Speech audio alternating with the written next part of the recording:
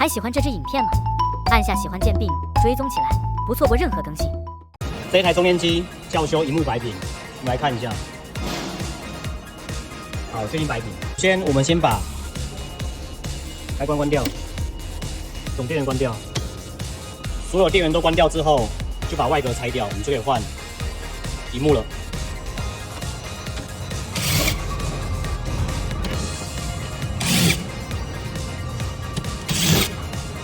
外壳拆掉之后，我们就可以把上盖打开。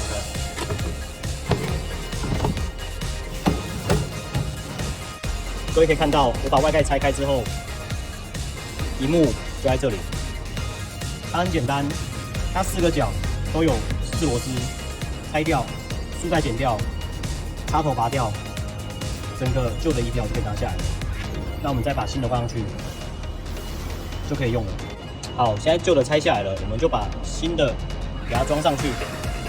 现在我们新的萤幕装起来了，那我们给它开机试看看。